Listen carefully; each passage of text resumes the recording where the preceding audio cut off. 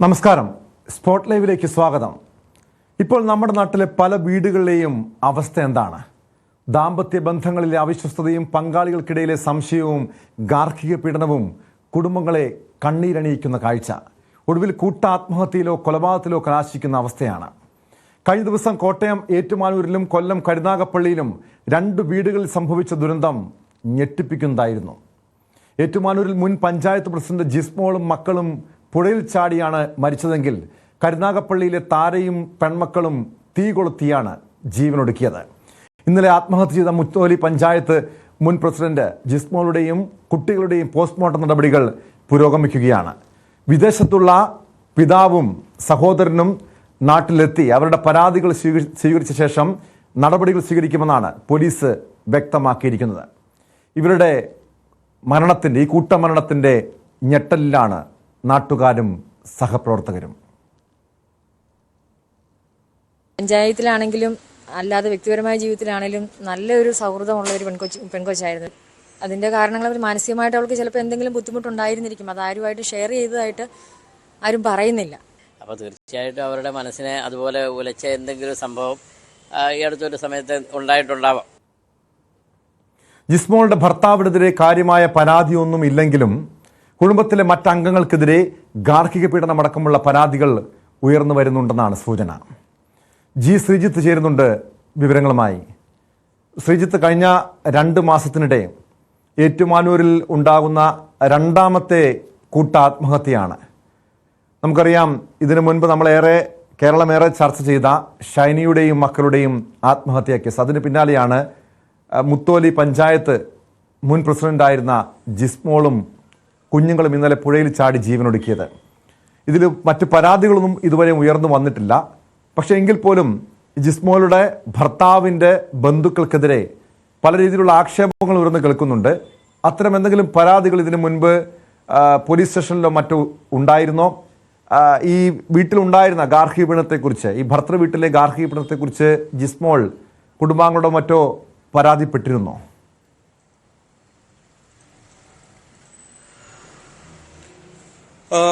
കാര്യമായൊരു പരാതി ഉണ്ടായിരുന്നില്ല എന്നാണ് പറയുന്നത്. പ്രത്യേകിച്ച് പോലീസ് സ്റ്റേഷനിലൊന്നും പരാതി ഉണ്ടായിരുന്നില്ല എന്ന് തന്നെയാണ് നമുക്ക് ഇപ്പോൾ അറിയാൻ സാധിക്കുന്നത്. എന്തായാലും ഈ അടുത്ത ബന്ധുക്കളെല്ലാം വിദേശത്താണുള്ളത്. സഹോദരിയും സഹോദരനും അച്ഛനും ഒക്കെ വിദേശത്താണുള്ളത്. അവർ നാളെയാണ് എത്തുക. നാളെ എത്തിയ ശേഷം അവരുടെ ഭാഗം കൂടി കേൾക്കാനാണ് പോലീസിന്റെ തീരുമാനം.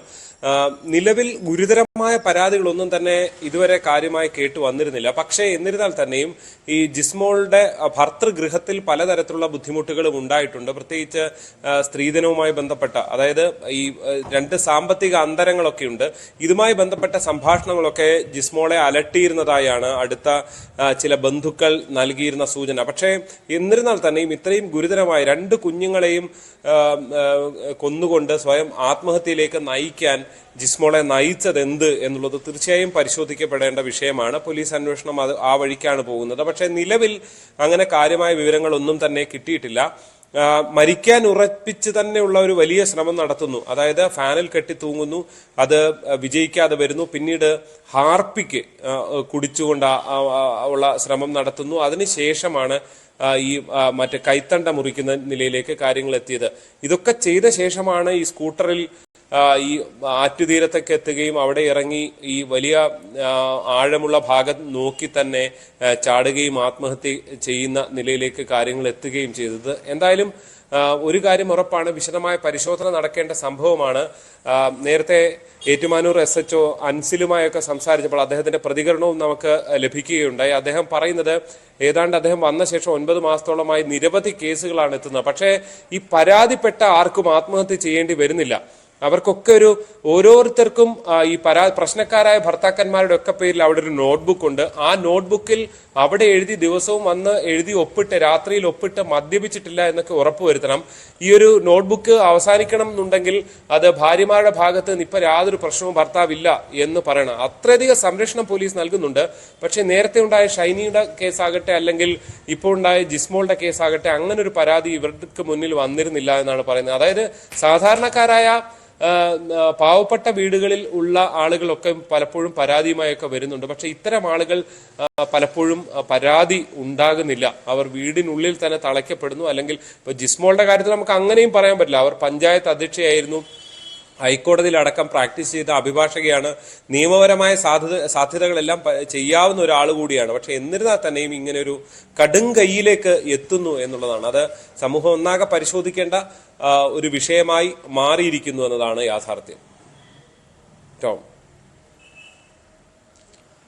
തീർച്ചയായും ശ്രീ സൂചിപ്പിച്ചതുപോലെ തന്നെ അവർ അഭിഭാഷകയാണ്, പൊതുപ്രവർത്തകയാണ്. അങ്ങനെ ഇതിനൊക്കെ തരണം ചെയ്യാൻ ഒരു പക്ഷേ എന്തുകൊണ്ട് ജിസ്മോൾക്ക് കഴിഞ്ഞില്ല എന്നത് ഒരു ചോദ്യം ഉയരുന്നുണ്ട്. എന്തുകൊണ്ടായിരിക്കാം മക്കളെയും കുട്ടി ആത്മഹത്യ ചെയ്തത്? കാരണം പലപ്പോഴും ഞാൻ മരിച്ചു കഴിഞ്ഞാൽ എൻ്റെ മക്കളെ, പ്രത്യേകിച്ച് 2 പെൺമക്കളാണ്, ആര് നോക്കും എന്ന ആശങ്കയായിരിക്കും ഇതുപോലെ ആത്മഹത്യ ചെയ്യുന്ന പല അമ്മമാരുടെയും മനസ്സിൽ, ഇതുപോലെ യുവതികളുടെ മനസ്സിൽ. അതുകൊണ്ടായിരിക്കാം ഈ കുഞ്ഞുങ്ങളെയും കുട്ടി ആത്മഹത്യ. പക്ഷേ എങ്കിൽ പോലും അത് ഏറെ വേദനിപ്പിക്കുന്ന കാര്യം തന്നെയാണ്. ശ്രീജിത്ത് ഇങ്ങനെ ആത്മഹത്യ പ്രവണത പ്രകടിപ്പിച്ചിരുന്നു. ആത്മഹത്യ സൂചനകൾ മറ്റു സുഹൃത്തുക്കളോടോ സഹപ്രവർത്തകരോടോ അല്ലെങ്കിൽ കുടുംബാംഗങ്ങളോടോ ജിസ്മോള് ഇതിനെക്കുറിച്ച് പറഞ്ഞിട്ടുണ്ടോ? ഈ കുടുംബത്തിലെ പ്രശ്നങ്ങളെക്കുറിച്ച്, താൻ അനുഭവിക്കുന്ന മാനസികമായ പീഡനത്തെക്കുറിച്ച് ഒക്കെ ജിസ്മോൾ ആരുടെയെങ്കിലും പങ്കുവച്ചിരുന്നോ ഇതിനു മുൻപ്?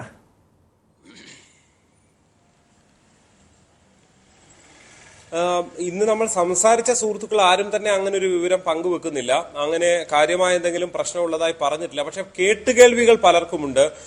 അത് ആരോടാണ് കൂടുതൽ കാര്യമായി ജിസ്മോൾ സംസാരിച്ചിരുന്നത് എന്നത് വ്യക്തമല്ല. ഈ അടുത്തും ഈ സുഹൃത്തുക്കളായി ഉണ്ടായിരുന്ന പഞ്ചായത്ത് മെമ്പർമാരടക്കമുള്ളവരുടെ പല കാര്യങ്ങൾക്കും വിളിക്കുന്നുണ്ട്. പുതിയ ജോലി അല്ലെങ്കിൽ അഭിഭാഷകയാണ്, അതുമായി ബന്ധപ്പെട്ട അഡ്വൈസർ, ഇപ്പോൾ ഒരു ബാങ്കിന്റെ അഡ്വൈസർ ആകാൻ, ലീഗൽ അഡ്വൈസർ ആകാൻ വേണ്ടിയുള്ള നീക്കങ്ങൾ, അങ്ങനെ പലതും ചെയ്തു വരുന്നുണ്ടായിരുന്നു ജിസ്മോൾ. അതിനിടെയാണ് പെട്ടെന്ന് ഇങ്ങനെ ഒരു തീരുമാനത്തിലേക്ക് എത്തുന്നത്. കാര്യമായ ഈ ഗുരുതരം ഈ ഭർത്താവിനെതിരെ അന്വേഷിക്കുമ്പോൾ കാര്യമായ പരാതികളൊന്നും എവിടെ നിന്നും കേൾക്കുന്നില്ല. ഭർത്താവ് അങ്ങനെ മർദ്ദിക്കുകയോ അങ്ങനെ ഒരു കാര്യങ്ങളൊന്നും കേൾക്കുന്നില്ല. പക്ഷെ ഭർത്താവ് പൂർണ്ണമായും വീട്ടിൽ മറ്റുള്ള ബന്ധുക്കളുടെ കാര്യങ്ങളാണ്, അവർ പറയുന്നതാണ് കൂടുതൽ അനുസരിച്ചിരുന്നത് എന്നൊക്കെയുള്ളത് ജിസ്മോളെ അലട്ടിയിരുന്നു എന്നൊക്കെയാണ് ഇപ്പോൾ പുറത്തു വരുന്ന വിവരങ്ങൾ. ഈ ജിസ്മോയുടെ അമ്മായിയമ്മയാണെങ്കിലും അതീവ ഗുരുതരമായ ആരോഗ്യ പ്രശ്നങ്ങളുള്ള ആളാണ്. കീമോതെറാപ്പി ചെയ്യുകയാണ്. ഇന്നലെയും അവർ ക്യാൻസറിന് ചികിത്സയിലായിരുന്നു. അങ്ങനെയൊക്കെയുള്ള ഒരു സാഹചര്യമാണ് ഉള്ളത്. അതുകൊണ്ട് തന്നെ ഈ സഹപ്രവർത്തകരൊക്കെ വളരെ അത്ഭുതത്തോടെ, ഞെട്ടലോടെ തന്നെയാണ് ഇതെന്താണ് ഇങ്ങനെ ഒരു പെൺകുട്ടി, അത്രയും ബോൾഡായ മിടുക്കിയായ ഒരു പെൺകുട്ടി എന്തുകൊണ്ട് ഇങ്ങനെ ചെയ്യുന്നു എന്ന ചോദ്യം ഒരു ഉത്തരമില്ലാത്ത ചോദ്യമായി നിൽക്കുകയാണ്.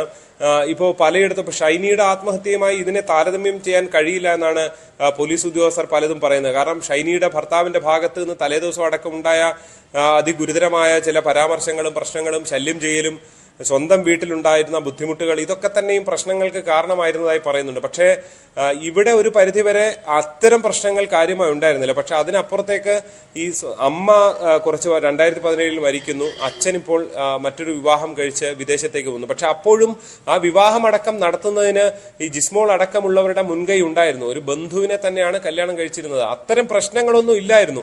ഇത് പറഞ്ഞു വരുമ്പോൾ അതിഗുരുതരമായ പ്രശ്നങ്ങൾ പൊതുവെ സമൂഹം ചർച്ച ചെയ്യുന്ന പല കാര്യമായ ശാരീരിക മർദ്ദനം പോലുള്ള പല പ്രശ്നങ്ങളും ഇല്ലായിരുന്നു. പക്ഷെ മാനസികമായി ബുദ്ധിമുട്ടുണ്ടാക്കുന്ന പല പ്രശ്നങ്ങളും ഈ ജിസ്മോളെ അലട്ടിയിരുന്നു എന്നതാണ് നമുക്ക് മനസ്സിലാക്കാൻ സാധിക്കുന്നത്. സൂചനകൾ അങ്ങനെയാണ്. പക്ഷേ പരിശോധനകൾ പൂർത്തിയാക്കിയ ശേഷം എന്തായാലും പരിശോധിക്കേണ്ട വിഷയം തന്നെയാണ്. ഷൈനിയുടേതിന് സമാനമല്ല, മറ്റു പല കാരണങ്ങളാണ് ജിസ്മോളുടെ ആത്മഹത്യക്ക്, ഈ കൂട്ടാത്മഹത്യക്ക് പിന്നിലെന്നാണ് പുറത്തുവരുന്ന വിവരം. എന്തായാലും ശ്രീജിത്തിലേക്ക് വരാം. അതിനു മുൻപ് ഏറ്റുമാനൂർ SHIയുടെ പ്രതികരണം വന്നിട്ടുണ്ട്. കാരണം ഈ ഷൈനിയുടെയും മക്കളുടെയും കൂട്ടാത്മഹത്യക്ക് പിന്നാലെയാണ് ജിസ്മോളും മക്കളും ആത്മഹത്യ ചെയ്തത്. രണ്ടും ഏറ്റുമാനൂരിലാണ് സംഭവിച്ചത്. പോലീസിൽ പരാതിപ്പെടുന്നവർക്കെല്ലാം വേണ്ട സംരക്ഷണം നൽകുന്നുണ്ടെന്നാണ് Ettumanoor station house officer AS Ansil news 18നോട് പറഞ്ഞത്. പരാതി പരിഹരിക്കാൻ വേണ്ട എല്ലാ സംവിധാനങ്ങളും സ്റ്റേഷനിലുണ്ടെന്നും SHO വ്യക്തമാക്കി. ഷൈനിയുടെ ആത്മഹത്യ, അതിന് പിന്നാലെ ഇപ്പോൾ ജിസ്മോളുടെ ആത്മഹത്യ, അതും കുട്ടികളുമായി ആത്മഹത്യ ചെയ്യുന്നു. അതിനിടെയാണ് ഏറ്റുമാനൂർ SHO അൻസിൽ, അദ്ദേഹം വൈകാരികമായൊരു ഫേസ്ബുക്ക് പോസ്റ്റ്, പോലീസിന്റെ നിസ്സഹായാവസ്ഥ, ഇതെല്ലാം കൈകാര്യം ചെയ്യേണ്ടി വരുന്ന നിസ്സഹായാവസ്ഥ, പോലീസ് ഇവിടെ ചെയ്യുന്ന കാര്യങ്ങൾ, ഇതൊക്കെ അതിജീവിച്ചും ഈ മനുഷ്യരൊക്കെ ആത്മഹത്യയിലേക്ക് പോകുന്നു എന്നുള്ളതാണ്. ഞങ്ങളുടെ അടുക്കൽ ഒരു കുടുംബ പ്രശ്നം അല്ലെങ്കിൽ അതുപോലെ ഒരു മെന്റലി ഡിപ്രസ്ഡ് ആയിട്ടുള്ള ആൾക്കാർ വരുവാണെങ്കിൽ ഞങ്ങൾ തീർച്ചയായിട്ടും അതിനൊരു പരിഹാരം ഉണ്ടാക്കിയിരിക്കും. ഇതുപോലെ ഇന്നലെ മരണപ്പെട്ട ലേഡിയും അതുപോലെ തന്നെ ഷൈനി ഇത്തരത്തിലുള്ള ആ ലേഡീസ് ഒന്നും നമ്മുടെ സ്റ്റേഷനിൽ പരാതിയായിട്ട് നാളെ ഇതുവരെ എത്തിയിട്ടില്ലായിരുന്നു. അപ്പം ഞാൻ വന്നിട്ട് ഇവിടെ 9 മാസമായി. 9 മാസത്തോളം എനിക്ക് തോന്നുന്നത് ഒരു 2500ഓളം പരാതികളാണ് ഇവിടെ വന്നേക്കുന്നത്. അതിൻ്റെ അകത്ത് കൂടുതലും കുടുംബ പ്രശ്നങ്ങളുമായിട്ട് ബന്ധപ്പെട്ടാണ്.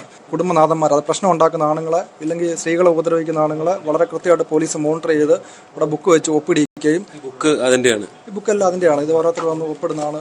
എല്ലാവരും വന്ന് ഓരോ ഒപ്പിടിയിൽ ഇങ്ങനെ തുടങ്ങിയുണ്ട്. അവരിവിടെ മദ്യപിക്കാതെ വന്ന് ഒപ്പിടണം. മദ്യപിക്കാതെ വന്ന് ഒപ്പിട്ട് നമ്മളിവിടെ കൃത്യമായിട്ട് നമ്മൾ ചെക്ക് ചെയ്ത് നോക്കുകയും ചെയ്യും. പിന്നെ അതുപോലെ തന്നെ ഈ ലേഡി ഇവിടുന്ന് പരാതിയായിട്ട് വന്ന ലേഡീസിന് നമ്മളിവിടുത്തെ WSIയുടെ സീലെ WPCയുടെ നമ്പർ കൊടുത്തിട്ടുണ്ട്. അവരെന്തെങ്കിലും ഉണ്ടെങ്കിൽ അവരെ വിളിക്കാനുള്ള ഒരു സംവിധാനം കൂടെ നമ്മൾ ചെയ്തിട്ടുണ്ട്. ആ ലേഡി പറയണം, എൻ്റെ ചേട്ടൻ ഇല്ലെങ്കിൽ എൻ്റെ ഹസ്ബൻഡ് എന്നെ ഉപദ്രവങ്ങളെല്ലാം നിർത്തി, യാതൊരു പ്രശ്നവുമില്ല, ഞങ്ങൾ സന്തോഷത്തോടെ ഹാപ്പിയായിട്ട് ജീവിക്കുന്നു എന്ന് പറയുന്നതിനും വരെ ഇവിടെ ഒപ്പിടിക്കുന്നുണ്ട്. അപ്പം അതുകൊണ്ട് തന്നെ സൂയിസൈഡുകൾ കുറയുന്നുണ്ട്. ഞങ്ങൾ അടുക്കേ വരുന്ന പരാതികളൊന്നും സൂയിസൈഡായിട്ടാണ്. ഈ 2 സംഭവം ഉണ്ടാകുന്നത് പോലീസിന്റെ മുന്നിൽ എത്തിയിരുന്നെങ്കിൽ ഇവരെ എങ്ങനെയെങ്കിലും രക്ഷപ്പെടുത്താവുന്നതാണ്. തീർച്ചയായിട്ടും അത് വളരെ ആത്മവിശ്വാസത്തോടെ തന്നെയാണ് ഞങ്ങൾ പറയുന്നത്. ഞങ്ങൾ ഏതെങ്കിലും തരത്തിലുള്ള ഒരു സൊല്യൂഷൻ അതിന് കണ്ടെത്തിയേനെ എന്ന് ഉറപ്പുണ്ടായില്ല. പോലീസ് ഓഫീസർ എന്ന നിലയ്ക്ക് ഒരു മനുഷ്യൻ എന്ന ഒരു വികാരമുണ്ട്, ഒരു അച്ഛൻ എന്നൊരു വികാരമുണ്ട്. ഷൈനിയുടെയും അതുപോലെ തന്നെ കുട്ടികളുടെയും ബോഡി അവിടെ ഇൻക്വസ്റ്റ് ടേബിളിൽ കിടത്തുമ്പോഴത്തേക്ക് നമുക്കൊരു ഫീലിംഗ് ഉണ്ട്. ആ ഫീലിങ്ങിൻ്റെ പുറത്താണ് ഞാൻ ആ ഫേസ്ബുക്ക് പോസ്റ്റ് ഇട്ടത്. ഏത് സർക്കാർ ഓഫീസിൽ പോകുന്ന പോലെയും പോലീസ് സ്റ്റേഷനിൽ വരാം, ന്യായമായിട്ടുള്ള എന്ത് കാര്യങ്ങളും നിയമപരമായിട്ടുള്ള എന്ത് കാര്യങ്ങളും ഞങ്ങൾ സാധിച്ചു തരും. ഉദ്യോഗസ്ഥരെല്ലാവരും ഉണ്ട്, നിങ്ങളൊന്ന് പരാതിപ്പെടുക, എന്തെങ്കിലും പ്രശ്നമുണ്ടെങ്കിൽ പറയുക എന്നുള്ളതാണ് അവർ ചൂണ്ടിക്കാണിക്കുന്ന ഏറ്റവും പ്രധാനപ്പെട്ട കാര്യം. ഏറ്റുമാനൂർ പോലീസ് സ്റ്റേഷനിൽ നിന്ന് ജി ശ്രീജിത്ത്, ന്യൂസ് 18. എന്തായാലും ഏറ്റുമാനൂരിൽ കഴിഞ്ഞ 2 മാസത്തിനുണ്ടായ 2ാമത്തെ കൂട്ട ആത്മഹത്യ. ഇതിൻ്റെ നടുക്കത്തിലാണ് നാട്ടുകാരും അതോടൊപ്പം ഈ ജിസ്മോളുടെ സുഹൃത്തുക്കളും സഹപ്രവർത്തകരും ഒക്കെ. ഈ സംഭവത്തിൽ ഇതുപോലുള്ള ഗാർഹിക പീഡനങ്ങൾ ഉണ്ടായാൽ, ഭർതൃപീഡനം ഉണ്ടായാൽ കർശനമായ നടപടി സ്വീകരിക്കുമെന്ന് തന്നെയാണ് പോലീസ് ഉദ്യോഗസ്ഥർ വ്യക്തമാക്കുന്നത്. അതിനുവേണ്ടിയുള്ള ഈ സ്ത്രീകൾക്ക് സംരക്ഷണം കൊടുക്കാൻ വേണ്ടിയുള്ള എല്ലാ ഇടപെടലുകളും പോലീസിൻ്റെ ഭാഗത്തു നിന്നുണ്ടാകുന്നുണ്ട്. അതിനിടെ കൊല്ലം കരുനാഗപ്പള്ളിയിൽ സമാനമായൊരു ദുരന്ത വാർത്ത ഇന്നലെ പുറത്തു വന്നിരുന്നു. കരുനാഗപ്പള്ളിയിൽ അമ്മയും മക്കളും തീ കൊളുത്തി മരിച്ച സംഭവത്തിൽ അന്വേഷണം തുടരുകയാണ്. കരുനാഗപ്പള്ളി സ്വദേശിനി താര, മക്കളായ അനാമിക, ആത്മിക എന്നിവരാണ് മരിച്ചത്. ഇവരുടെ പോസ്റ്റ്മോർട്ടം ഇന്ന് നടക്കും. കുടുംബസ്വത്ത് തർക്കമാണ് ആത്മഹത്യ കാരണമെന്നാണ് പോലീസ് പറയുന്നത്. താരയുടെ ഭർത്താവ് ഗിരീഷ് വിദേശത്ത് നിന്നും നാട്ടിലെത്താനിരിക്കെയാണ് ദാരുണമായ സംഭവം ഉണ്ടായത്. എസ് വിനീഷ് ചേരുന്നു കൊല്ലത്ത് നിന്ന് വിവരങ്ങളുമായി. വിനീഷ്, ഈ മരിച്ച താരയുടെ ഭർത്താവ് വിദേശത്ത് നിന്ന് നാട്ടിലെത്താൻ മണിക്കൂറുകൾ മാത്രം ബാക്കി നിൽക്കുകയാണ് ഈ ഒരു ദുരന്ത വാർത്ത പുറത്തു വരുന്നത്. ഈ ഭർത്താവുമായിട്ടുള്ള പ്രശ്നമാണോ ഈ കൂട്ടാത്മഹത്യ കാരണം? കാരണം കുടുംബസ്വത്ത് തർക്കമെന്ന് പറയുമ്പോൾ അത് ഭർത്താവിൻ്റെ വീട്ടിലെ പ്രശ്നങ്ങളാണോ ഇതിന് കാരണമായി പറയുന്നത്? ഈ ആത്മഹത്യയുമായി ബന്ധപ്പെട്ടൊരു വ്യക്തത പോലീസിന് ലഭിച്ചിട്ടുണ്ടോ, വന്നിട്ടുണ്ടോ? കഴിഞ്ഞ ദിവസം വൈകുന്നേരം ഒരു 3 മണിയോട് കൂടിയാണ് ഈ ഒരു സംഭവം നടക്കുന്നത്. താര തന്റെ പെൺമക്കളെ ഒപ്പം നിർത്തി മണ്ണെണ്ണ ഒഴിച്ച് തീ കൊളുത്തുകയായിരുന്നു. തുടർന്നാണ് വണ്ടാനം മെഡിക്കൽ കോളേജിൽ ചികിത്സയിലിരിക്കെ മരണപ്പെടുകയൊക്കെ ചെയ്തത്. അപ്പോൾ ഇതിൽ പോലീസ് പറയുന്നത് മുൻപും പോലീസിന് ഇത്തരത്തിലുള്ള പരാതി ലഭ്യമായിട്ടുണ്ട് എന്നുള്ളതാണ്. അതായത് ഇവരുടെ സ്വത്ത് തർക്കവുമായി ബന്ധപ്പെട്ട് ചില പരാതികൾ പോലീസിന് ലഭിച്ചിട്ടുണ്ട്. പോലീസിൽ ഈ കാര്യം താര തന്നെ പറഞ്ഞിട്ടുണ്ട് എന്ന് പറയുന്നു. അപ്പോൾ ഇതുമായി ബന്ധപ്പെട്ട് പോലീസ് ഇവരെ അന്നേ ദിവസം സ്റ്റേഷനിൽ വിളിപ്പിച്ചിരുന്നു. അപ്പോൾ പറഞ്ഞു തന്റെ ഭർത്താവ് ഇന്ന് ചൊവ്വാഴ്ച ദിവസം എത്തുന്നു എന്നുള്ള വിവരം അറിഞ്ഞതിനെ തുടർന്ന് പോലീസ് പറഞ്ഞു. അപ്പോൾ ഗിരീഷ് എത്തിയതിനു ശേഷം ഈ ഒരു കാര്യത്തിൽ തീരുമാനമെടുക്കാം എന്ന് പറഞ്ഞ് ഇവരെ മടക്കി വിടുകയായിരുന്നു. അപ്പോ അങ്ങനെ വീട്ടിലെത്തിയതിനു ശേഷമാണ് ഇത്തരം ഒരു സംഭവം ഉണ്ടായത്. മക്കളെ ഒപ്പം ചേർത്ത് നിർത്തി ഇങ്ങനെ ആത്മഹത്യ ചെയ്തത് സംഭവത്തിലേക്ക് എത്തിയത്. ഇത് വളരെ ഗൗരവത്തോടെയാണ് ഇത് നാട്ടുകാരും പോലീസും അടക്കം കാണുന്നത്. പക്ഷേ ഇത് മുൻപും ഇത്തരത്തിലുള്ള ഒരു കേസ് നിലനിന്നിരുന്നു. അതായത് സംഭവം ഇവരുടെ ഈ ഭർത്താവിന്റെ കുടുംബ വീട്ടുകാരുമായിട്ട് ചില തർക്കങ്ങൾ, സ്വത്ത് തർക്കങ്ങൾ ഉണ്ടായിരുന്നു എന്ന് പറയപ്പെടുന്നുണ്ട്. ഇതിൽ കുറച്ച് വ്യക്തതകൾ വരാനുണ്ട്. എന്തായാലും ഇവരുടെ മൃതശരീരം ഇപ്പോൾ വണ്ടാനം മെഡിക്കൽ കോളേജിൽ പോസ്റ്റ്മോർട്ടം നടപടികളായിട്ട് ഇരിക്കുന്നത്. പോസ്റ്റ്മോർട്ടം നടപടികൾ തുടരുന്ന സാഹചര്യമാണ് ഉള്ളത്, കഴിഞ്ഞിട്ടില്ല. അപ്പം ഇതിന്റെ ഈ സംസ്കാര നടപടികളെല്ലാം കഴിഞ്ഞതിന് ശേഷമായിരിക്കും ഇതിന്റെ ഒരു തുടർ അന്വേഷണം നടക്കുക കേട്ടോ. എന്നാൽ മാത്രമേ കൂടുതൽ വ്യക്തത വരികയുള്ളൂ. എന്തായാലും പോലീസ് സംഭവ സ്ഥലത്തെത്തി തെളിവുകൾ ശേഖരിച്ചിരുന്നു. അതുപോലെ തന്നെ ഇവരുടെ സമീപവാസികളുമായിട്ടുള്ള ചില മൊഴികൾ പോലീസ് എടുക്കുകയും ചെയ്തു. എന്തായാലും കാര്യമായിട്ടുള്ള അന്വേഷണത്തിലേക്ക് പോലീസ് നീങ്ങുന്നതേ ഉള്ളൂ. എന്തായാലും ഇന്ന് പോസ്റ്റ്മോർട്ടം നടപടിക്ക് ശേഷം ഇവരുടെ സംസ്കാര നടപടികൾ വീട്ടുവളപ്പിൽ നടക്കും.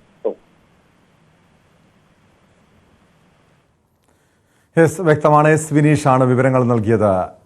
മനഃശാസ്ത്രജ്ഞൻ ഡോക്ടർ വിപിൻ റോൾഡൻ്റ് കൂടി സ്പോട്ട് ലൈവിൽ തത്സമയം ചേരുന്നുണ്ട്.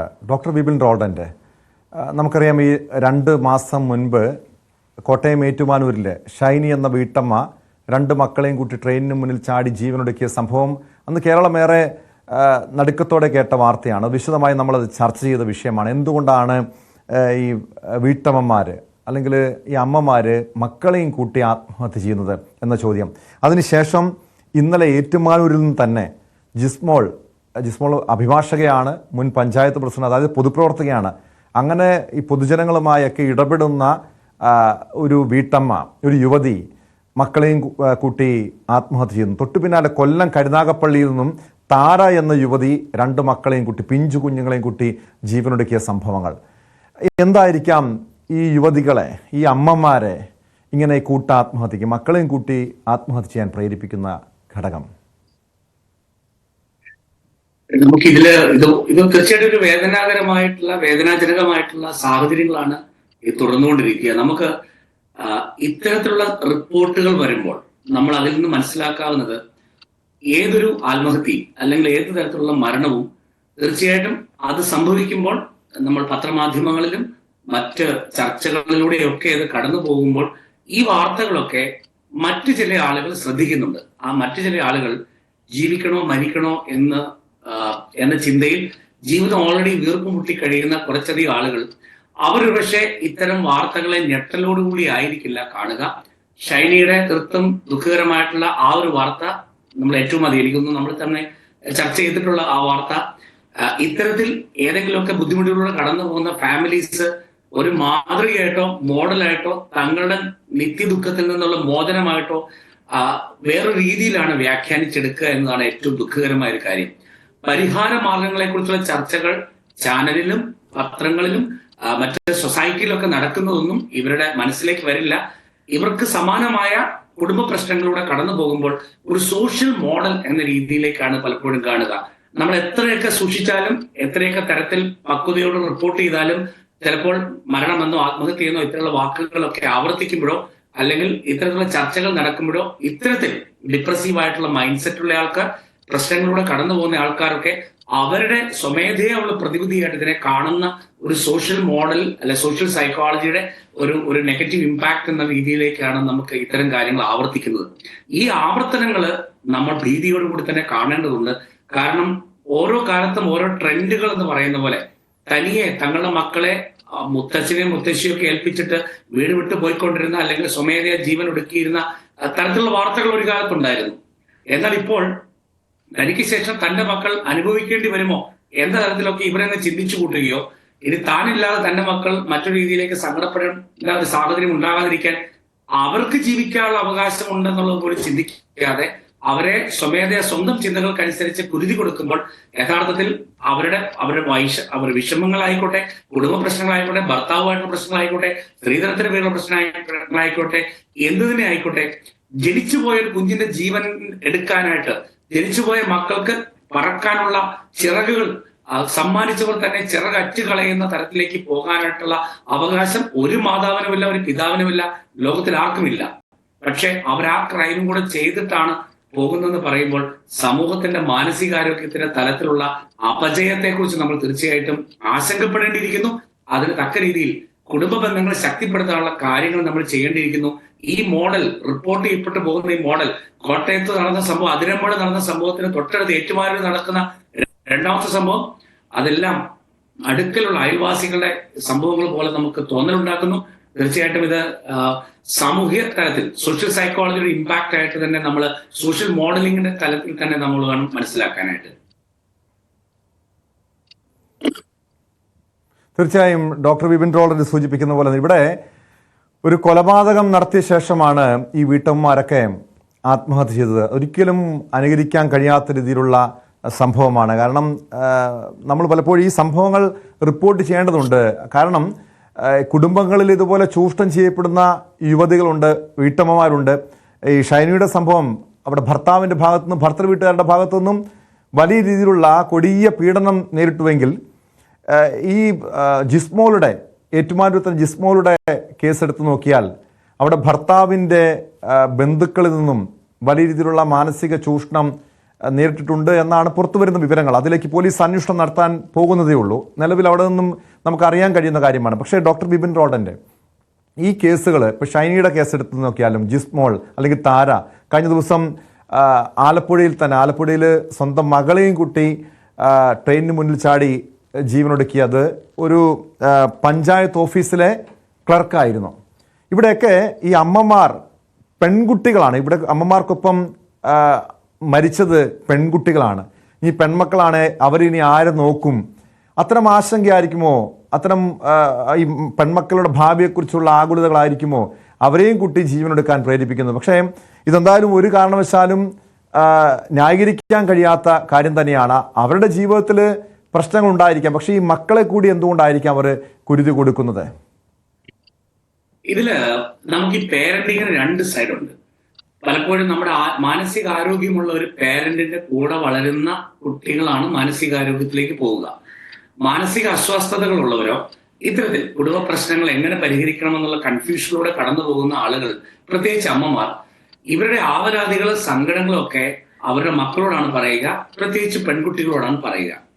അപ്പൊ ഇവരുടെ വിഷമങ്ങളൊക്കെ ഇങ്ങനെ പറഞ്ഞു വരുന്നതിനിടയ്ക്ക് ഇങ്ങനെ ജീവിക്കുന്നതിൽ നല്ലത് മരിച്ചാൽ മതിയാവുന്ന തരത്തിലുള്ള സ്റ്റേറ്റ്മെന്റുകളൊക്കെ പലപ്പോഴും ഈ അമ്മ പറയുമ്പോൾ ചിലപ്പോൾ ഈ മക്കൾ തന്നെ അവർക്ക് കുരുന്ന കുട്ടികളാണെങ്കിൽ പോട്ടെ, അല്ലാത്ത ചില കുട്ടികളാണെങ്കിലും നമുക്ക് വേണ്ട അമ്മ, നമുക്ക് ഈ ലോകത്ത് ജീവിക്കേണ്ട അമ്മ എന്ന തരത്തിൽ ഇവരൊരു മറുപടിയും കൂടെ പറയുന്ന തരത്തിലേക്ക് ഇവരുടെ മനോനിലയിൽ മാറ്റം വരുത്താൻ തക്കവണ്ണമുള്ള നിരന്തരമായ സങ്കടത്തിന്റെ ഷെയറിങ്, നിരന്തരമായ വേദനകളുടെ പങ്കുവെക്കൽ, ചില ഘട്ടത്തിൽ ഈ അമ്മ അനുഭവിക്കുന്ന മാനസിക വ്യഥകൾ കണ്ട് മനസ്സ് തളർന്ന മകൾ എന്ത് ചെയ്യണമെന്ന് അറിയാത്ത തലം, സഹായിക്കാനായിട്ട് മറ്റു റിസോഴ്സുകളൊന്നും ഇല്ലാത്ത കുട്ടികൾ എന്ന് പറയുമ്പോഴേക്കും അവരുടെ ഇടയിൽ ഒരു സംഘബലം ഉണ്ടാവുകയാണ്. ഈ നശിച്ച ലോകത്ത് നിന്നും എങ്ങനെ രക്ഷപ്പെടാം എന്ന തരത്തിലുള്ള ചിന്തകൾ അവർ പോലും അറിയാതെ അവരുടെ തലത്തിലേക്ക് വരികയാണ്. ഈ ലോകത്ത് നിന്നും മരണത്തിലൂടെ രക്ഷപ്പെട്ടാൽ ജീവിതം എന്നേക്കും സമാധാനകരമാകുന്നുള്ള തെറ്റായ, ഒരു രീതിയിലും ഫോളോ ചെയ്യാൻ പാടില്ലാത്ത, വളരെ അപലപനീയമായ രീതിയിലുള്ളൊരു wrong thought process, cognitive error എന്നാണ് പറയുക. നമ്മുടെ കോഗ്നിറ്റീവ് എററിന്റെ പ്രത്യേകത, കോഗ്നിറ്റീവ് എറർ എന്ന് പറയുമ്പോൾ നമ്മൾക്ക് പോലും അറിയാൻ പറ്റില്ല എന്റെ ചിന്തകളിൽ തെറ്റുകളുണ്ട്, എനിക്ക് യഥാർത്ഥത്തിൽ എന്ത് പ്രശ്നമാണെങ്കിലും ഇത് കടന്നു പോകും, ഇനി വരാനുള്ള ഏത് പ്രതിസന്ധിയാണെങ്കിലും അതിനെ നേരിടുകയാണ് ഏറ്റവും പ്രധാനപ്പെട്ട കാര്യം. നമ്മുടെ വീട്ടിൽ സാഹചര്യമില്ലെങ്കിൽ നമുക്ക് മറ്റ് സാധ്യതകളുണ്ട്, അവിടുന്ന് പുറത്തേക്ക് ഇറങ്ങാനുള്ള സാധ്യതകളുണ്ട്, പലതരത്തിലുള്ള റിസോഴ്സുകളുണ്ട്. ചില വാതിലുകൾ 5 വാതിലുകൾ മുട്ടി തുറന്നില്ലായിരിക്കാം, 6ാമതും 8ാമതും 10ാമതും വാതിലുകളുണ്ട്. ലോക ചരിത്രം തന്നെ അങ്ങനെയാണ് കാണിക്കുക. പക്ഷെ ഇത്തരത്തിലുള്ള കാര്യങ്ങളൊന്നും വൈഷമ്യങ്ങളിലൂടെ കടന്നു പോകുന്ന തലത്തിലുള്ള വ്യക്തികൾ, അമ്മയും മക്കളും തമ്മിൽ, പ്രത്യേകിച്ച് പെൺകുട്ടികളും അമ്മമാരും ഒക്കെ തമ്മിൽ സംസാരിക്കുമ്പോൾ അവരുടെ ഇടയിൽ നമുക്ക് നിർത്തിയിട്ട് പോകാം, ഓടിപ്പോകാം, ഒളിച്ചു പോകാം, നമുക്ക് ജീവിതം അവസാനിപ്പിക്കാൻ തരത്തിലുള്ള വാക്കുകളാണ് സമ്മതിക്കപ്പെട്ടിട്ടുണ്ടെങ്കിൽ, സംസാരിക്കപ്പെട്ടിട്ടുണ്ടെങ്കിൽ അവരുടെ ഇടയിൽ ഒരു ആത്മവിശ്വാസം രൂപപ്പെട്ടിട്ടുണ്ട്. ഈ ആത്മവിശ്വാസമാണ് അമ്മ എന്നെ ഇല്ലാണ്ടാക്ക്, എന്നിട്ട് അമ്മ ഇഷ്ടമുള്ളവർ ചെയ്യുക, അല്ലെങ്കിൽ നമുക്ക് ഒരുമിച്ച് ജീവൻ കളയാന്നുള്ള രീതിയിലേക്ക് പലപ്പോഴും വരിക. ഇവിടെ സംഭവിക്കപ്പെടേണ്ട രണ്ട് കാര്യങ്ങൾ തീർച്ചയായും അത് തന്നെയാണ് ഡോക്ടർ ബിപിൻ റോഡൻ. നമ്മൾ ഈ കേസുകളൊക്കെ പരിശോധിച്ചു കഴിഞ്ഞാലും ഒരുപക്ഷെ ഈ വിവാഹമോചനം നേടുക, കാരണം ഈ ആത്മഹത്യക്കോ കൊലപാതകത്തിനൊക്കെ അതല്ലല്ലോ ഇത്തരം പ്രശ്നങ്ങൾ ഉണ്ടായിക്കഴിഞ്ഞാൽ പരിഹാരം. വിവാഹം ഒന്നിച്ച് ജീവിക്കാൻ കഴിയാത്ത സാഹചര്യം ഉണ്ടെങ്കിൽ വിവാഹമോചനം നേടാം. പക്ഷേ ഇവിടെ അതിനുശേഷം വിവാഹമോചനം നേടിയാൽ ഇനി തൊഴിലില്ലാത്ത സ്ത്രീകളാണെങ്കിൽ മക്കളെയും കുട്ടി എങ്ങനെ ജീവിക്കുമെന്ന ആശങ്കയായിരിക്കാം. ഇനി സ്വന്തം വീട്ടിലേക്ക് കയറി ചെല്ലാൻ കഴിയുന്നൊരു സാഹചര്യം അവിടെ ഉണ്ടാകുമോ എന്നൊരാശങ്ക. പക്ഷേ ഇവിടെ നമ്മൾ ഈ ഷൈനിയുടെ കേസും ഈ ജിസ്മോളുടെ കേസും എടുത്താൽ, ഇവിടെ ഷൈനിയുടെ സഹോദരങ്ങൾ വിദേശത്താണ്, ജിസ്മോളുടെ സഹോദരനും പിതാവും വിദേശത്താണ്. അവർക്ക് അങ്ങനെ ഭർത്താവ് മാത്രമല്ലല്ലോ, ഇവർക്ക് മറ്റ് ബന്ധുക്കളുടെ കൂടിയും ഒരു മാനസിക പിന്തുണയൊക്കെ ഇവിടെ വേണ്ടതല്ലേ. നമുക്കറിയാം ഈ സമീപകാലത്ത് പുറത്തു വന്ന കണക്ക്, ഈ കോവിഡിന് ശേഷം കേരളത്തിൽ വിവാഹമോചന കേസുകളുടെ എണ്ണം വർദ്ധിക്കുകയാണ്. അതിൽ കുടുംബ ബന്ധങ്ങളിലെ പല പ്രശ്നങ്ങൾ കാരണമാകുന്നുണ്ട്, സംശയരോഗം, മറ്റു വിധത്തിലുള്ള സൗഹൃദങ്ങളൊക്കെ ഇതിന് കാരണമാകുന്നുണ്ട്.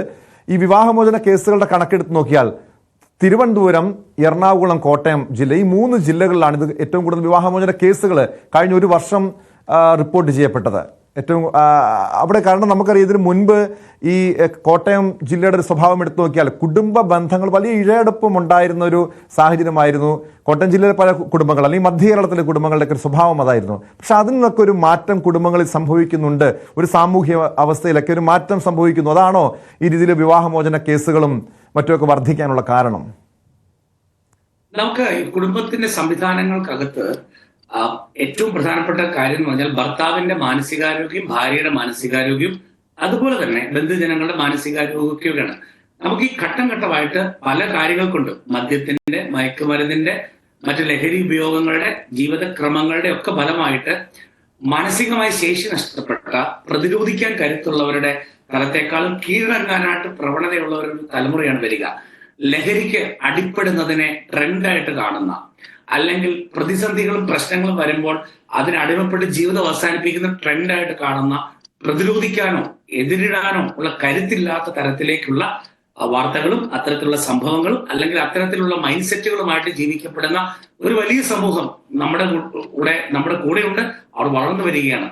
അവിടെ വരുമ്പോഴേക്കും പരസ്പരം താങ്ങാകേണ്ടതിന് പകരം പല കേസുകൾ ഇപ്പൊ കോവിഡിന് ശേഷമുള്ള പല കാര്യങ്ങളിലേക്ക് സംഭവിക്കപ്പെടുമ്പോൾ ആളുകൾക്ക് തമ്മിലുള്ള സ്നേഹത്തിന്റെ അകത്ത് പ്രശ്നങ്ങൾ വന്നു കഴിയാൻ കാരണം എന്താണെന്ന് വെച്ചാൽ കുറെ അധികം നാളുകൾ കോവിഡിന്റെ സമയത്തുള്ള ഇഷ്യൂ എന്ന് പറയുമ്പോൾ കുറെ അധികം നാളുകൾ ഒരുമിച്ച് താമസിച്ച ഘട്ടത്തിൽ ഭർത്താവിന് ഭാര്യയ്ക്ക് ഭർത്താവിനോടോ ഉള്ള ഇഷ്ടം നഷ്ടപ്പെടൽ, അത് ഏറ്റവും അധികം ഉപയോഗിക്കപ്പെട്ട സെൽഫോണുകൾ വഴി മറ്റു ചില ഇഷ്ടങ്ങളിലേക്കുള്ള കടന്നുപോകലുകൾ, സംശയങ്ങൾ ഒറിജിനൽ രോഗമല്ല, ഒറിജിനൽ സംശയിക്കപ്പെടുന്ന സാഹചര്യങ്ങൾ വരൽ, ചില കേസിൽ സംശയാസ്പദമായ തലങ്ങളിലേക്ക് വരും. ഇതെല്ലാം എന്തിനാണ് വരിക?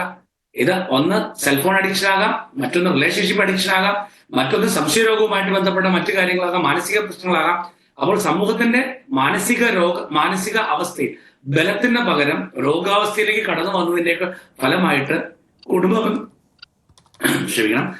ബന്ധങ്ങൾ ശക്തിപ്പെടുത്തണമെന്നും കുടുംബ ബന്ധങ്ങൾ ഊർജ്ജസ്വലമാക്കണമെന്നും എല്ലാ രീതിയിലേക്കും അത് സ്റ്റേബിൾ ആക്കണമെന്നും തരത്തിലുള്ള പരിശീലനങ്ങളുടെയോ അത്തരത്തിലുള്ള ഒരു കൂട്ടായ്മയുടെ തലങ്ങളിലുള്ള കുറവുകളും വരുമ്പോൾ അവരുടെ മുമ്പിലുള്ള സൊല്യൂഷൻ എന്താണ്? എനിക്ക് ഈ സ്ട്രെസ് ഒന്നും സഹിക്കാൻ വയ്യ, നമുക്ക് പിരിഞ്ഞേക്കാം. അല്ലെ എനിക്ക് ഈ സ്ട്രെസ് സഹിക്കാൻ പറ്റില്ല, ബെറ്റർ ലൈഫ് ഒന്ന് അവസാനിപ്പിച്ചേക്കാം. അപ്പോൾ റെസിലിയൻസ് അല്ലെ പിടിച്ചു നിൽക്കൽ, തിരിച്ചുവരവ്, ഇനി ഒറ്റയ്ക്കാണെങ്കിലും സന്തോഷത്തോടെ ജീവിക്കാൻ, മക്കളെ കൂട്ടി അന്തസ്സായിട്ട് ജീവിക്കുമെന്ന് പറയാൻ തക്കവണ്ണമുള്ള മോഡലുകൾ നമ്മുടെ കുട്ടികളിലേക്ക് കൊടുക്കേണ്ടി വരും, ആളുകളിലേക്ക് കൊടുക്കേണ്ടി വരും.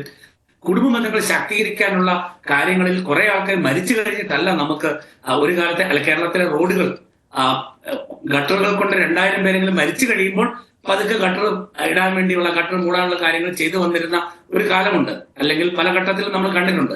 അല്ല ഇലക്ഷൻ വരുമ്പോൾ മാത്രം കുഴിയടയ്ക്കുന്ന പോലെ.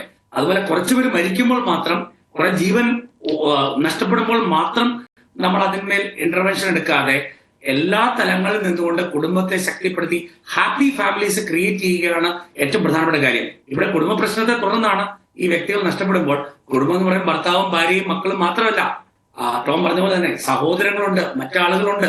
ചിലപ്പോൾ നമ്മുടെ ആളുകളൊക്കെ നമ്മളെ അവഗണിച്ചെന്ന് തോന്നിയേക്കാം.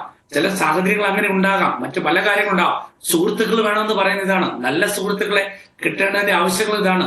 ചില വ്യക്തിപരമായ പ്രശ്നങ്ങൾ നമ്മൾ മറ്റൊരാളോട് തുറന്ന് സംസാരിക്കാൻ എല്ലാ കേസിലും മനഃശാസ്ത്രജ്ഞരെ ആവശ്യമില്ല. അടുത്ത സുഹൃത്തുക്കളോട് തുറന്ന് പറഞ്ഞാൽ തന്നെ അവർക്ക് ആശ്വസിപ്പിച്ചാൽ നമ്മുടെ ഉള്ളിലെ ആ ഘനീഭവിച്ച് കിടക്കുന്ന അവസ്ഥകൾ മാറുമ്പോൾ തന്നെ തെറ്റായ തീരുമാനങ്ങളിൽ മാറാൻ സാധിക്കും. ഞാൻ രണ്ടാമത്തെ തലത്തിൽ ഞാൻ സംസാരിച്ചു വരുന്ന സമയത്ത് എനിക്ക് ആഡ് ചെയ്യണമെന്ന് തോന്നിയൊരു കാര്യം, നമ്മുടെ ഈ കുട്ടികൾ പ്രതിരോധിക്കാനാവാതെ കീഴടങ്ങി അവരുടെ അമ്മയുടെ തെറ്റായ തീരുമാനത്തിന് വശംവദരായി ജീവിതം ഒടുക്കുന്നതിന് പകരം ചെറിയ ക്ലാസ് മുതൽ മക്കളെ പഠിപ്പിക്കുന്നുണ്ട്. നമ്മുടെ കണ്ണും മൂക്കും നമ്മുടെ ശരീരഭാഗങ്ങൾ പഠിപ്പിക്കുന്ന പോലെ തന്നെ നമ്മളുടെ ഏറ്റവും പ്രധാനപ്പെട്ട രീതിയിൽ നമ്മുടെ മക്കളെ പഠിപ്പിക്കേണ്ടത് അവരുടെ ജീവന്റെ വിലയാണ്. നമ്മുടെ ജീവൻ എടുക്കാൻ അമ്മയ്ക്കോ അച്ഛനോ സഹോദരങ്ങൾക്കോ ആർക്കും ലോകത്തിൽ ആർക്കും അധികാരമില്ലെന്നും, നിങ്ങൾ ജനിച്ചുവെങ്കിൽ നിങ്ങൾക്ക് ലൈഫ് അനുവദിച്ചിരിക്കുന്ന ദൈവം അനുവദിച്ചിരിക്കുന്ന കാലം പരമാവധി 100 വർഷം വരെയാണ്. കുറച്ചു പേർക്ക് അതിൽ കൂടുതൽ ജീവിക്കുന്നതിനും കുറച്ചുപേർ അതിനു മുമ്പ് പോകുമായിരിക്കും, ആരോഗ്യ കാര്യങ്ങളാണ്. പക്ഷേ സ്വമേധയാ ജീവൻ എടുക്കാൻ ഒരു മനുഷ്യന് അവകാശമില്ല. നിങ്ങളുടെ ജീവൻ എടുക്കപ്പെടുന്ന സാഹചര്യം ഉണ്ടാകുന്ന അമ്മയിൽ നിന്നാണെങ്കിലും അച്ഛനിൽ നിന്നാണെങ്കിലും അതുടനടി മറ്റു തലങ്ങളിൽ അറിയിക്കുക, ഓടി രക്ഷപ്പെടുക. നിങ്ങളെ അഭയമുണ്ടാകുന്ന തരത്തിലേക്ക് അങ്കിളിലേക്കോ ആന്റിയിലേക്കോ മറ്റാളുകളിലേക്കോ ഒക്കെ മാറുക. നിങ്ങളുടെ അമ്മയുടെ തെറ്റായ തീരുമാനം, അച്ഛന്റെ തെറ്റായ തീരുമാനം മൂലം നിങ്ങൾ ഈ ലോകത്തിന് കോൺട്രിബ്യൂട്ട് ചെയ്യപ്പെടുന്ന വളർന്നു വരേണ്ട ഒരാളാണെന്നുള്ള കാര്യം മറക്കരുത് എന്ന ആശയം കൂടി നമ്മൾ പാഠ്യപദ്ധതിയിൽ ഉൾപ്പെടുത്തി ജീവനോടുള്ള ഒരു പ്രോ ലൈഫ് ആറ്റിറ്റ്യൂഡ് കൂടി നമ്മുടെ സമൂഹത്തിൽ കൊടുക്കേണ്ടിയിരിക്കുന്നു. അതോടൊപ്പം തന്നെ ആത്മഹത്യക്കെതിരെയുള്ള ജീവനെ സ്നേഹിക്കുന്ന തരത്തിലുള്ള സന്ദേശങ്ങളും അത്തരത്തിലുള്ള ആക്ടിവിറ്റീസ് നമ്മൾ കൂട്ടേണ്ടിയിരിക്കുന്നു. വളരെ വിലപ്പെട്ട നിർദ്ദേശങ്ങളാണ് ഡോക്ടർ ബിപിൻ റോൾഡന്റ് ഇപ്പോൾ പങ്കുവച്ചത്. കാരണം നമ്മുടെ ജീവൻ എടുക്കാൻ ആർക്കും അധികാരമില്ല എന്ന് കുട്ടിക്കാലം മുതൽ ഓരോരുത്തരും മനസ്സിലാക്കണം. അതുതന്നെയാണ് ഈ കുഞ്ഞുങ്ങളോട് ഡോക്ടർ ബിപിൻ റോൾഡന്റ് പങ്കുവയ്ക്കുന്ന നിർദ്ദേശം. മാത്രമല്ല ഈ ഒരു ചർച്ചയിൽ അദ്ദേഹം പറഞ്ഞ ചില കാര്യങ്ങളുണ്ട്. കാരണം ഇതുപോലെ ഷൈനിയെ അനുകരിക്കാം, അല്ലെങ്കിൽ ഇതുപോലെ പ്രതിസന്ധികൾ ജീവിതത്തിൽ ഉണ്ടായിക്കഴിഞ്ഞാൽ, കുടുംബജീവിതത്തിൽ ഉണ്ടായിക്കഴിഞ്ഞാൽ ഇതുപോലെ കൂട്ടാത്മഹത്യ ചെയ്യാം. അതല്ല ഒരു മാതൃകയായി കാണേണ്ടത്. കാരണം ഭർത്താവ് നഷ്ടപ്പെട്ടവർ വിധവകളായി ജീവിക്കുന്നവരുണ്ട്. കുഞ്ഞുങ്ങളെയും കൂട്ടിയും നല്ല രീതിയിൽ ജീവിതം മുന്നോട്ട് കൊണ്ടുപോകുന്നവരുണ്ട്. പ്രതിസന്ധികൾ അടിപതറാതെ ജീവിതത്തിൽ വിജയിച്ച് കാണിക്കുന്ന ആളുകളുണ്ട്. അങ്ങനെയുള്ളവരെ മാതൃകയായി കണ്ടുകൊണ്ട് മുന്നോട്ട് നീങ്ങാൻ ശ്രമിക്കുക. മാത്രമല്ല കുടുംബജീവിതത്തിലൊക്കെ പ്രശ്നങ്ങളുണ്ടായി ഒന്നിച്ചു പോകാൻ കഴിയുമെങ്കിൽ പരമാവധി പോകുക. കാരണം എല്ലാ വീടുകളിലും പ്രശ്നങ്ങളുണ്ട്. അതൊക്കെ ഒരു പരസ്പരം പറഞ്ഞു തീർക്കാവുന്ന പ്രശ്നങ്ങളേ ഉള്ളൂ. അതിനപ്പുറം ഒന്നിച്ച് ജീവിക്കാൻ കഴിയില്ല എന്ന് കണ്ടു കഴിഞ്ഞാൽ വിവാഹമോചനം, അതല്ലെങ്കിൽ ഈ ആത്മഹത്യയോ കൊലപാതകമോ അല്ല ഇതിനൊക്കെ പരിഹാരമെന്ന് തിരിച്ചറിയുക. നന്മയുടെ വെളിച്ചമുണ്ടാകും. നമുക്കില്ലാത്ത അല്ലെങ്കിൽ നമുക്ക് പഠിക്കാവുന്ന ഒരുപാട് ഗുണങ്ങൾ അവരിലൊക്കെ ഉണ്ടായിരിക്കും. അതൊക്കെ കണ്ടെത്തുക എന്ന് പറയുന്നത് അത്ര വലിയ കാര്യമൊന്നുമല്ല, അത്ര പ്രയാസകരമായ കാര്യമൊന്നുമല്ല. ആ കണ്ടെത്തുന്ന നന്മകൾ നമ്മൾ ആ നന്മ പരത്തുക എന്ന് പറയുന്നത് അതിലും പ്രയാസം ഒന്നുമില്ല. സത്യം പറഞ്ഞാൽ അത് നാലാളോട് പറയുക എന്ന് പറയുന്നതിൽ വലിയ പ്രയാസമൊന്നും ഉണ്ടാവേണ്ടതല്ല. അതായത് ഈ പിണറായിന്റെ പാദസേവ ചെയ്യുന്ന ചില സിവിൽ സർവീസ് ഉദ്യോഗസ്ഥന്മാരുണ്ട്, ചുരുക്കം ചില. ആ കൂട്ടത്തിൽപ്പെട്ട ഒരു മഹതിയാണ് ഈ പോസ്റ്റർ ഇട്ടത്. അതിനെ ഞങ്ങൾ അത്രേ വില കൽപ്പിക്കുന്നുള്ളൂ. ഞാൻ പറഞ്ഞല്ലോ, സോപ്പിടുമ്പോ വല്ലാതെ പതപ്പിച്ചാൽ ഭാവിയിൽ ദോഷം ചെയ്യും, അത്രേ പറയുന്നു. അത് കെ കെ രാകേഷും ഇപ്പോ ഞാൻ വ്യക്തിപരമായിട്ട് ആരെക്കുറിച്ചൊന്നും പറയാൻ ഉദ്ദേശിക്കുന്നില്ല. പക്ഷേ ഇത്തരം അഭിപ്രായം പറയുന്നവരുടെ മുൻ തലമുറയിൽപ്പെട്ട തലമുതിർന്ന നേതാക്കളുണ്ട്. ആ നേതാക്കൾ രാഷ്ട്രീയ എതിരാളികളോട് കാണിച്ചിരുന്ന പരസ്പര ബഹുമാനം എന്തായിരുന്നു എന്നുള്ളത് സ്വയം പഠിക്കുന്നത് നല്ലതായിരിക്കും. പരസ്പര ബഹുമാനത്തോടെയാണ് കാര്യങ്ങൾ കൈകാര്യം ചെയ്യേണ്ടത്. അധിക്ഷേപിക്കുന്ന രാഷ്ട്രീയം പ്രാകൃതമാണ്, വിദ്വേഷത്തിൻ്റെ രാഷ്ട്രീയമാണത്. ആ രാഷ്ട്രീയമല്ല ബന്ധപ്പെട്ടവർ കൈകാര്യം ചെയ്യേണ്ടത് എന്ന് മാത്രമാണ് പറയാനുള്ളത്. അങ്ങേയറ്റ പ്രതിഷേധാർഹമായ വിധത്തിലാണ് അനാവശ്യമായിട്ടുള്ള വിവാദങ്ങൾ ഉണ്ടാക്കിയത് എന്നാണ് എനിക്ക് പറയാനുള്ളത്.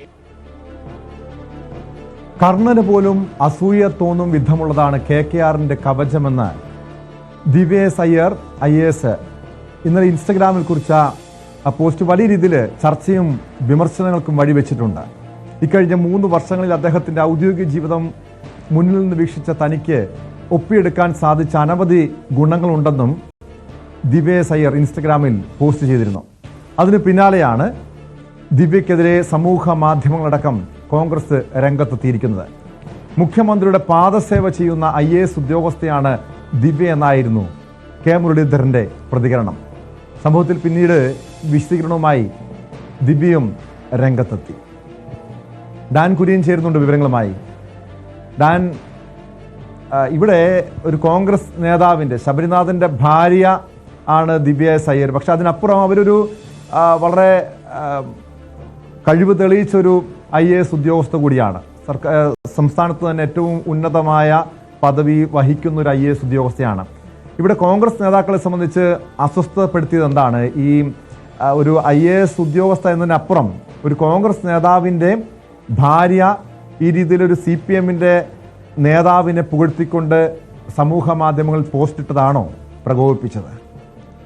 ടോം, വിഴിഞ്ഞം തുറമുഖത്തിൻ്റെ ഉദ്ഘാടന വേളയിലും അതോടൊപ്പം തന്നെ കെ രാധാകൃഷ്ണൻ അദ്ദേഹം മന്ത്രിസ്ഥാനത്ത് നിന്ന് രാജിവെച്ചുകൊണ്ട് ലോക്സഭാ തെരഞ്ഞെടുപ്പിൽ മത്സരിക്കുന്ന പശ്ചാത്തലമുണ്ടായപ്പോഴും ഒക്കെ സമാനമായ തരത്തിൽ അവർക്ക് അനുകൂലമായ പരസ്യമായ പ്രതികരണവും സമൂഹ മാധ്യമങ്ങളിലെ ഇടപെടലും ദിവ്യ എസ് അയ്യരുടെ ഭാഗത്തുനിന്നുണ്ടായിരുന്നു.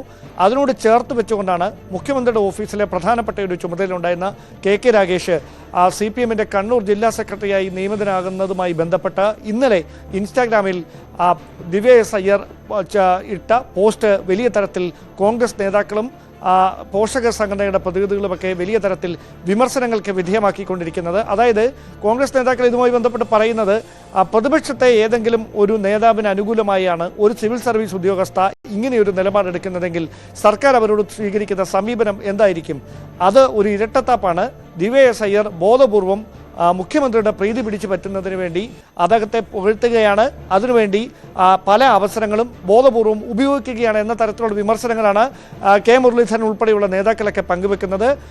മാത്രവുമല്ല, ശബരിനാഥൻ്റെ ഭാര്യ എന്ന ഒരു അല്ലെങ്കിൽ കോൺഗ്രസ് നേതാവിൻ്റെ ഭാര്യ എന്നൊരു കൺസിഡറേഷൻ അവിടെ കൊടുക്കേണ്ട കാര്യമില്ല. അവർ ഒരു മുതിർന്ന IAS ഉദ്യോഗസ്ഥയാണ്. അവരുടെ ഭാഗത്ത് നിന്ന് ഒരു പൊളിറ്റിക്കൽ അപ്പോയിൻമെൻ്റ് അല്ലാതെ ഒരു ബ്യൂറോക്രാറ്റിക് ലെവലിൽ നിർണായകമായ ഒരു ചുമതലയിൽ ഇരിക്കുന്ന ഒരു വ്യക്തിയുടെ ഭാഗത്തുനിന്ന് ഒരിക്കലും ഉണ്ടാകാൻ പാടില്ലാത്ത തരത്തിലുള്ള പരാമർശങ്ങളാണ് ഉണ്ടായിക്കൊണ്ടിരിക്കുന്നത്. അത് തിരുത്താൻ ദിവ്യ എസ് അയ്യർ തയ്യാറാകണമെന്നാണ് കോൺഗ്രസ് നേതാക്കളുടെ നിലപാട്. പക്ഷേ അതിനെ പ്രതിരോധിച്ചുകൊണ്ടാണ് കെ രാഗേഷ് രംഗത്തെത്തിയിരിക്കുന്നത്. മറ്റ് മുതിർന്ന CPM നേതാക്കൾ പലരും സമൂഹ മാധ്യമങ്ങളിലൂടെ ദിവ്യ എസ് അയ്യരെ പിന്തുണച്ചുകൊണ്ട് രംഗത്ത് വന്നിട്ടുണ്ട്. അതിനിടയിലാണ് ഈ സംഭവം വിവാദമായതിന് പിന്നാലെ ദിവ്യ എസ് അയ്യർ തന്നെ ഇൻസ്റ്റാഗ്രാമിൽ തൻ്റെ നിലപാട് വ്യക്തമാക്കി അല്പസമയം മുമ്പ് രംഗത്തെത്തിയിരിക്കുന്നത്. ആ വാക്കുകളാണ് നമ്മൾ മുമ്പേ കേട്ടത്. കഴിഞ്ഞ 3.5 വർഷമായി തൻ്റെ വ്യക്തിപരമായ അനുഭവങ്ങളിൽ നിന്ന് മനസ്സിലാക്കിയെടുത്ത കാര്യങ്ങളെ തുടർന്നാണ് ഒരാളിലെ നന്മ എന്താണോ അത് പരസ്യമായി വിളിച്ചു പറയാൻ താൻ നിർബന്ധിതയാകുന്നത്. പക്ഷേ അങ്ങനെ എപ്പോഴൊക്കെ അങ്ങനെ ഒരു നന്മ വിളിച്ചു പറയാൻ തയ്യാറാകുന്നു അപ്പോഴൊക്കെ 3.5 വർഷത്തിനിടയിൽ വ്യക്തിപരമായി ഒരുപാട് വിമർശനങ്ങൾ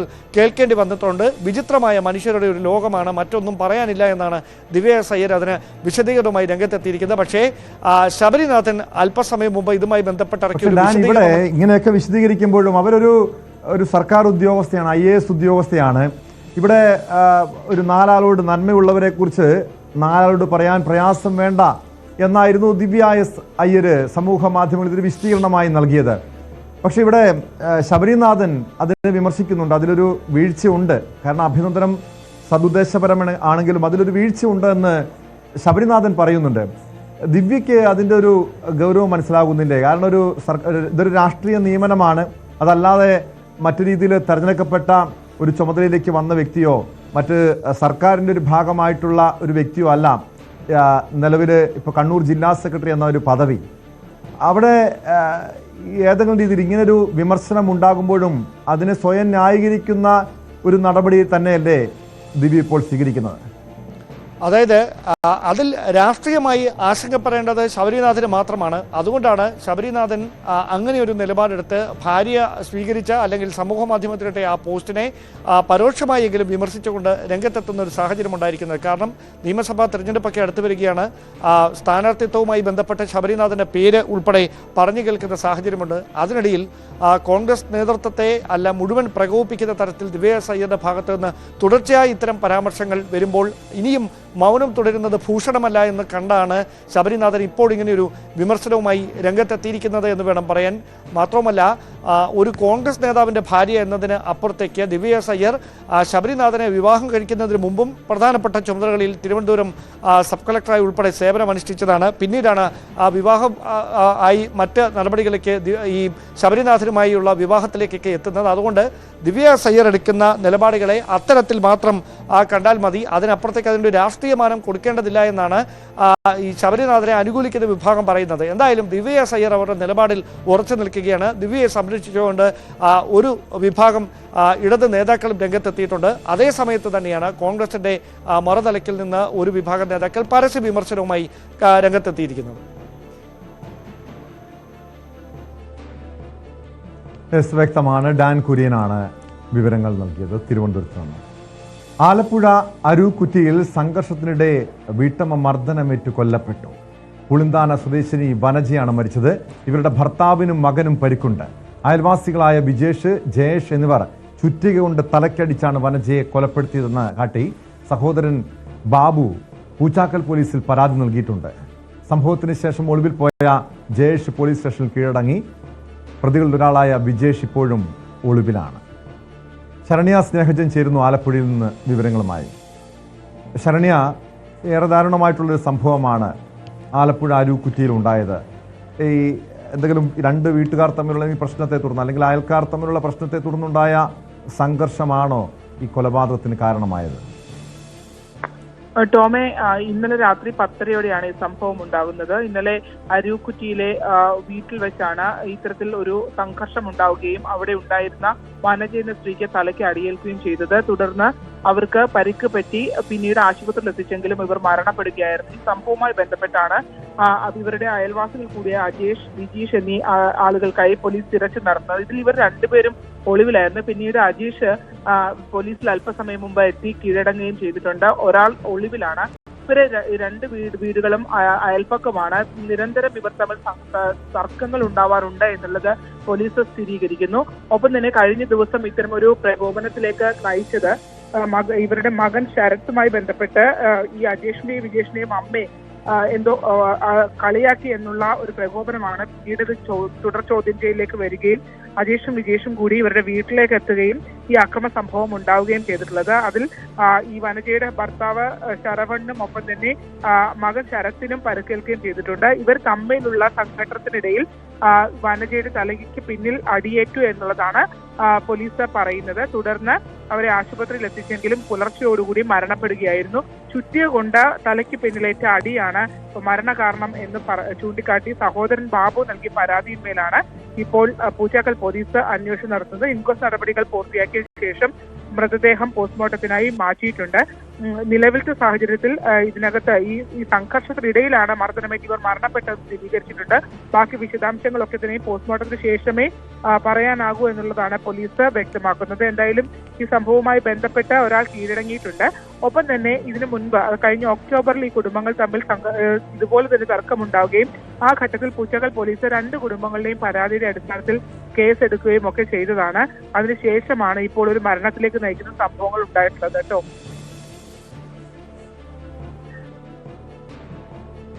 ശരണ്യ, ഏതെങ്കിലും ക്രിമിനൽ പശ്ചാത്തലമുള്ള വ്യക്തികളാണോ ഈ പ്രതികൾ?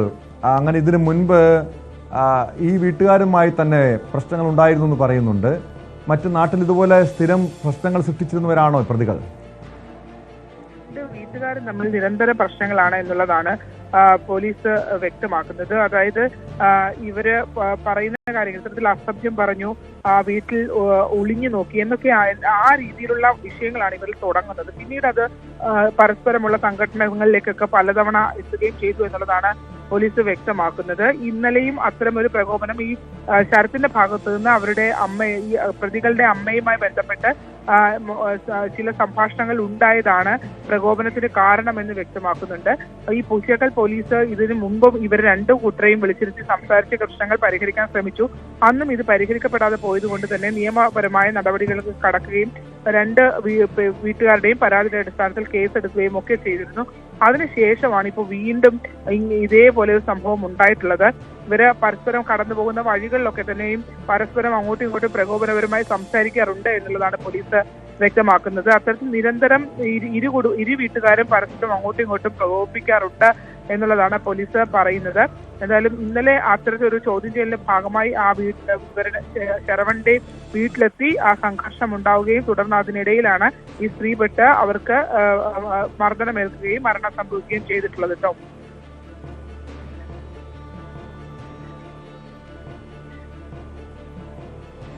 വ്യക്തമാണ്.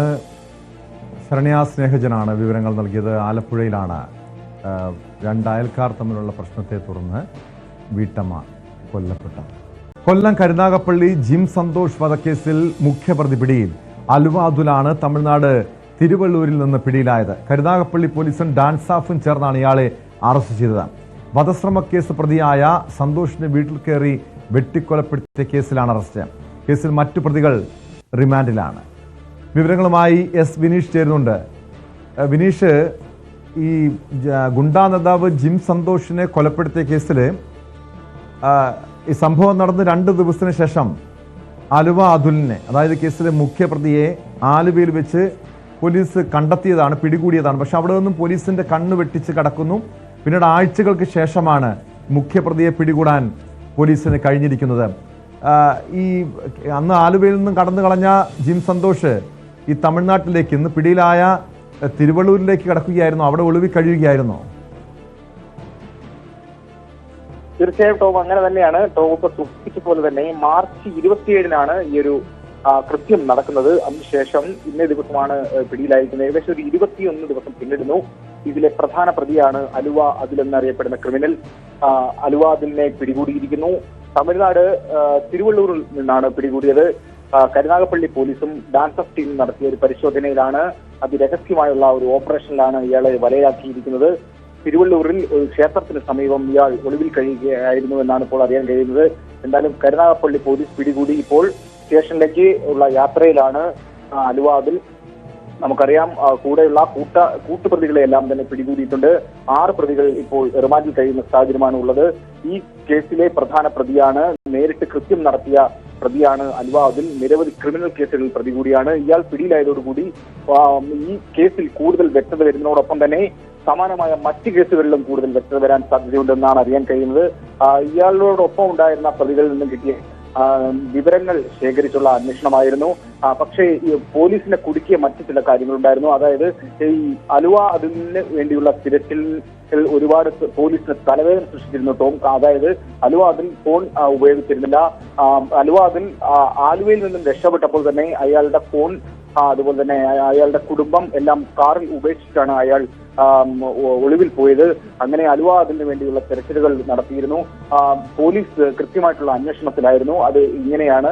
അലുവ അതിനോടൊപ്പം തന്നെ മുൻപ് ജയിൽവാസം അനുഭവിച്ച പ്രതികളിൽ നിന്നും ചില വിവരങ്ങൾ പോലീസ് ശേഖരിച്ചിരുന്നു. അങ്ങനെയാണ് ഈ തമിഴ്നാട്ടിൽ ഒളിവിൽ കഴിയുന്ന ചില രഹസ്യ വിവരങ്ങൾ പോലീസിന് ലഭ്യമായത്. എന്തായാലും വലിയൊരു ഓപ്പറേഷനിലോടുകൂടി ഈ ക്രിമിനലിനെ പിടികൂടാൻ സാധിച്ചു എന്നുള്ളൊരു വാർത്തയാണ് ടോം ഇപ്പോൾ നമുക്ക് പങ്കുവെക്കാനുള്ളത്.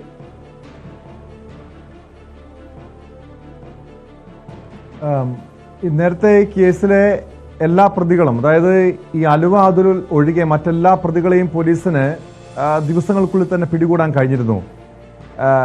ഇവിടെ പോലീസിന്റെ അന്വേഷണത്തിൽ വലിയ വീഴ്ചകൾ ഉൾപ്പെടെ ഉണ്ടായതല്ലേ തുടക്കം മുതൽ? അതായത് ഈ കൊട്ടേഷൻ നൽകിയ പങ്കജ് മേനോനെ രക്ഷിക്കാൻ വേണ്ടിയുള്ള ഇടപെടൽ ഉണ്ടെന്ന് പറയുന്നു. അത് CPM-മായി ബന്ധമുണ്ടെന്ന് ആരോപണങ്ങളൊക്കെ ഉയർന്നു വന്നതാണ്. അങ്ങനെ ഈ അലുവ അതുലും നാടുവിടാനുള്ള, രക്ഷപ്പെടാനുള്ള, ഒളിവിൽ പോകാനുള്ള സാഹചര്യം സൃഷ്ടിച്ചത് അത് പോലീസിന്റെ വീഴ്ചയല്ലേ വിനീഷ്? തുടക്കത്തിൽ തന്നെ പോലീസിന് വലിയ രീതിയിലുള്ള വിമർശനങ്ങൾ ഏൽക്കേണ്ടി വന്നൊരു കേസ് കൂടിയാണ് ഇത്. സംഭവത്തിൽ പോലീസിന്റെ അടുത്തുനിന്ന് പ്രതികൾ ഓടി രക്ഷപ്പെട്ട സാഹചര്യം തന്നെ ഉണ്ടായിട്ടുണ്ടായിരുന്നു ടോം. അതായത് കൃത്യം നടന്ന ദിവസം പ്രതികൾ സഞ്ചരിച്ചിരുന്ന വാഹനം ഒരു വൈറ്റ് ഇന്നോവ കാറിൽ ഇവർ രക്ഷപ്പെടുകയും ഇവർ ഒരു ക്ഷേത്രത്തിന് സമീപം കാർ ഉപേക്ഷിച്ചിട്ട് കടന്നുകളയും ചെയ്ത സമയത്ത് പോലീസ് ഇവരെ പിന്തുടർന്നു. പോലീസ് ഇവരെ പിടികൂടാൻ സാധിച്ചില്ല. അത് വലിയ രീതിയിലുള്ള വിമർശനങ്ങൾ ഏറ്റുവാങ്ങിയ സാഹചര്യം ഉണ്ടായിരുന്നു. പിന്നീടാണ് സ്പെഷ്യൽ അന്വേഷണ ടീം രൂപീകരിക്കുകയും അങ്ങനെ അന്വേഷണത്തിലേക്ക് നീങ്ങുകയൊക്കെ ചെയ്തത്. അത് ഏറ്റവും കൂടുതൽ ഫലം ചെയ്തു എന്നുള്ളതാണ്. അടിക്കടി പ്രതികൾ പിടിയിലായി. ഈ കൃത്യം നടന്ന ദിവസം തന്നെ 2 പേർ പിടിയിലായിരുന്നു. തുടർന്നുള്ള ദിവസങ്ങളിലായിട്ട് കൂട്ടുപ്രതികളടക്കം പിടിയിലായി. അതുപോലെ തന്നെ ഈ കൃത്യം ആസൂത്രണം ചെയ്ത പ്രതി പിടിയിലായി. ഇവരിൽ നിന്നെല്ലാം നിർണായക വിവരങ്ങൾ പോലീസിന് ലഭ്യമായിരുന്നു. പക്ഷേ എന്നാലും പ്രധാന പ്രതിയെ പോലീസിന് പിടികൂടാൻ സാധിച്ചിരുന്നില്ല. പ്രധാന പ്രതി കാണാമറയത്ത് തന്നെയായിരുന്നു. എന്തായാലും പ്രധാന പ്രതിയിലേക്ക് ഇപ്പോൾ പോലീസ് അന്വേഷണം എത്തിയിരിക്കുന്നു. പ്രധാന പ്രതിയെ പിടികൂടിയിരിക്കുന്നു. കൂടുതൽ അന്വേഷണത്തിലേക്കും അതുപോലെ കൂടുതൽ ചോദ്യം ചെയ്യലിലേക്കും ഇനി പോലീസ് കടക്കാൻ പോകുന്നു. അതോടുകൂടി കൂടുതൽ വ്യക്തമാണ്. എസ് വിനീഷാണ് കൊല്ലത്ത് നിന്ന് വിവരങ്ങൾ നൽകിയത്. കരുനാഗപ്പള്ളി ജിം സന്തോഷ് വധക്കേസിലാണ് മുഖ്യപ്രതി ഒളിവിൽ പോയ അലുവ അതുലിനെ തമിഴ്നാട്ടിൽ നിന്നും പിടികൂടിയിരിക്കുന്നത്. സ്പോട്ട് ലൈവ് പൂർണ്ണമാകുന്നു. നമസ്കാരം.